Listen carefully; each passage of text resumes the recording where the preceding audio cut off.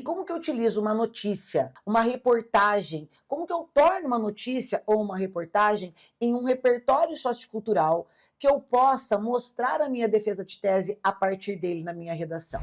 Mas antes de começar, se você ainda não está inscrito aqui no meu canal, eu quero te convidar. Basta você clicar neste botão inscreva-se. Em seguida, ative o sininho. Tá vendo? É simples assim. Só não se esqueça de deixar seu like e seu comentário. Eu prometo que eu vou tentar responder a todas as perguntas, ok?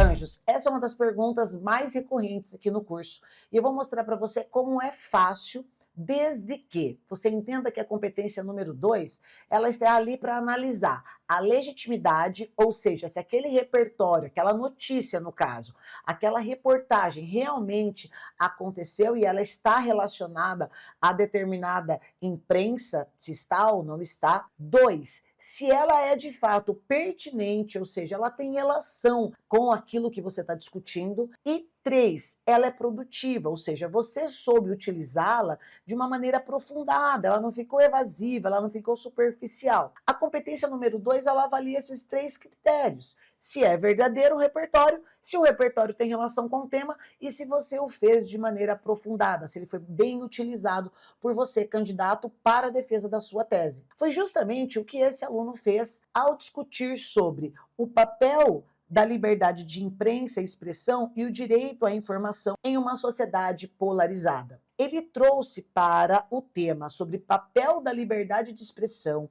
sobre polarização, sobre direito à informação, uma notícia recente, divulgada em quase todos os meios comunicativos mundiais, sobre o atentado ao jornal satírico Charlie Hebdo, na França. Então, entenda, esta é uma notícia divulgada, né, por todo o planeta, por todo o mundo, que você pode trazer, porque tem amplitude nacional e internacional para defender a sua tese aqui na redação.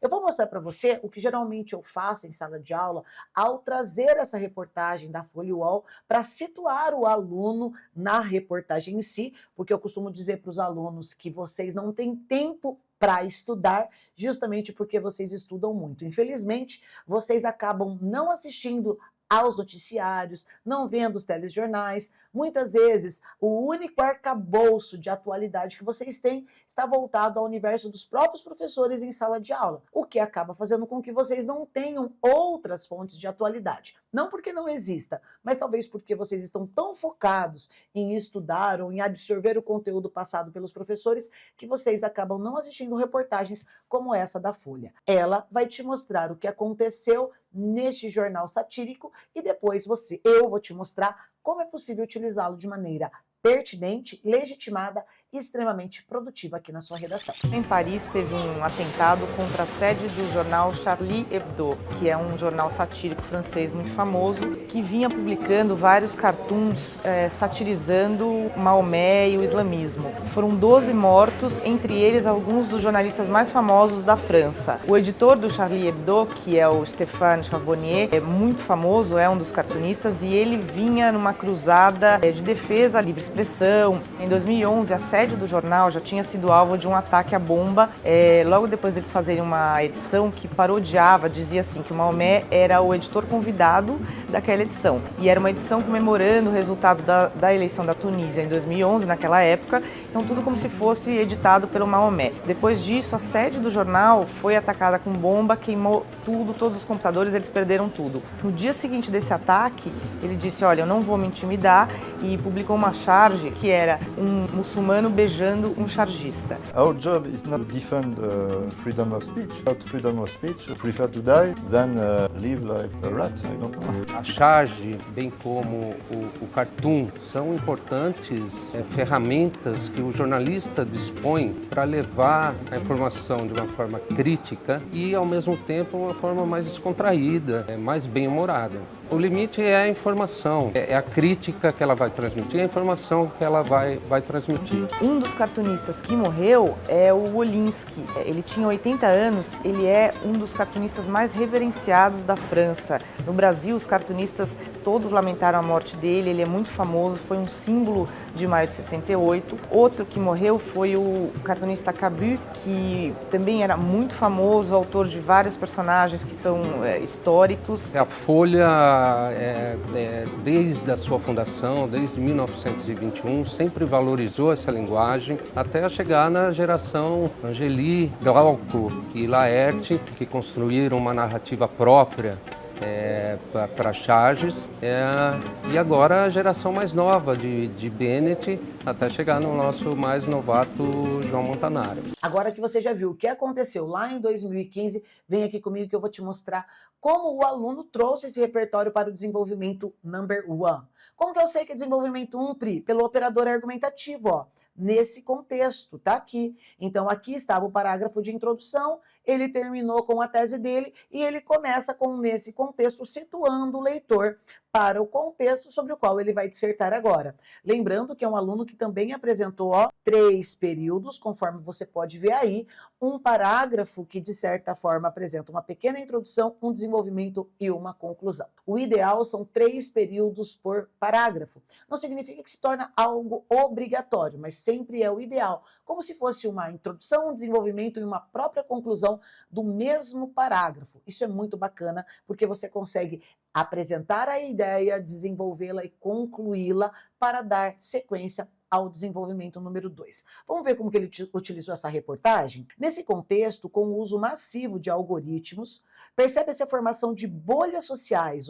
Bolhas sociais tem tudo a ver com a questão da polarização. Então, não à toa ele traz essa discussão. Assim, ele mostra para o leitor que ele está focado e não tangencia nem foge ao tema, as quais restringe a diversidade e permite que indivíduos tenham acesso, em sua maioria, àquilo que coaduna, ou seja, aquilo que compactua, aquilo que tem relação. Coadunar combina, conversa, está entrelaçado com seus interesses pessoais, o que minimiza os ideais contrários, potencializando assim a alienação. Então entenda que ele está discutindo aí sobre bolhas sociais, sobre polarização, ele está situando o leitor neste contexto de polarização e agora ele vem com a ilustração, ele vem com um exemplo de um noticiário, na verdade de um fato que foi noticiado por todos os canais, todos os meios comunicativos, e ele diz da seguinte forma: com isso, emerge a mixofobia. Anota aí, se você ainda não sabe o que é mixofobia, mix é diverso, mix é diverso, mix vários. E fobia é a aversão. Então, a mixofobia é a aversão àquilo que é diferente. Lembra da música Sampa, do Caetano Veloso? Porque Narciso acha feio o que não é espelho e a mente apavora aquilo que ainda não é mesmo velho, ou seja, aquilo que não é conhecido, aquilo que não é habitual a você. Pois é, a mixofobia, de acordo com o livro Confiança e Medo na Cidade, do autor, do escritor polonês Zygmunt Bauman, Confiança e Medo na Cidade, em lugares cosmopolitas, grandes, numerosos, como São Paulo, coexiste a mixofobia, que é a aversão ao diferente, e a mixofilia, que é justamente o prazer, o gosto de estar ali por ser algo, um lugar diferente, com muitas pessoas. Acontece que num início, numa discussão sobre polarização, numa discussão sobre a aversão a determinadas ideologias, comportamentos e ideias, a mixofobia é uma excelente estratégia de argumentação que você pode trazer, desde, é claro, que você seja didático e explique isso para o seu leitor. Como assim, Pri? Assim, emerge a mixofobia, isto é, a aversão pelo diferente. Pronto. A locução explicativa isto é, tá aqui, isto é. Ela serve justamente para que você seja didático e quando você coloca um termo na sua redação sobre o qual as pessoas não tenham tanta familiaridade, como é a questão da mixofobia, você utiliza essa locução explicativa entre 2 vírgulas. A vírgula não serve para respirar coisa nenhuma, tá? Ela serve para ligar orações. E é o que ela está fazendo aqui. A locução explicativa, ou seja, pode ser também a isto é, ela serve para ligar essas 2 orações. A aversão pelo diferente. o que fomenta que crimes contra direitos constitucionais ocorram, conforme evidenciado no massacre do Charlie Hebdo, jornal satírico francês, atacado por um grupo de muçulmanos que não concordava com as charges publicadas. Um grupo de muçulmanos que não concordava com as charges publicadas. Pri, mas neste caso, o aluno não colocou de acordo com a Folha, de acordo com a BBC, de acordo com o site do G1. Eu posso colocar desta forma, como está aqui? Anjos, vocês até podem, desde que este fato tenha ganhado o mundo todo, que esta informação seja de domínio público no mundo. Coisas que são extremamente divulgadas, quando você traz elas muito bem trabalhadas, minuciosas como ela está aqui, você não precisa colocar necessariamente que você extraiu da Folha UOL, da site da BBC News nacional ou internacional. Agora, quando são assuntos mais específicos e, sobretudo, mais locais, é fundamental que você o faça, ou seja, que você traga sim a fonte de onde você extraiu essa reportagem. Na dúvida, o que eu faria? Eu colocaria uma informação, eu colocaria assim, ó,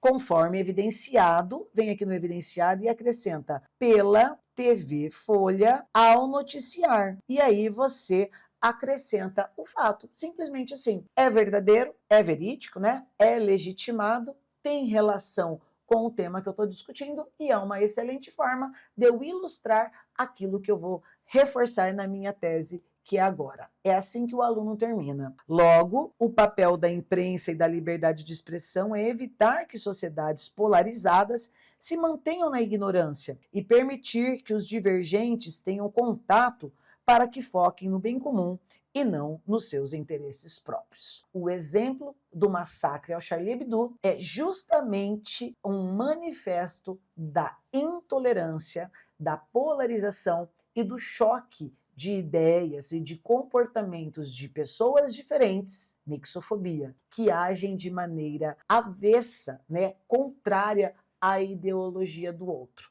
Então, além de nós termos construído, elaborado, montado um parágrafo que nós percebemos que dá para torná-lo muito legítimo aos olhos do leitor, este é um excelente exemplo, porque ele é pertinente para a discussão da liberdade de expressão. Eu vou ficando por aqui, um beijo no seu coração e até já na terceira parte da nossa aula da semana 6 sobre legitimidade e pertinência e logo mais na 7 a gente se encontra para falar de produtividade. Beijo grande, tchau, tchau.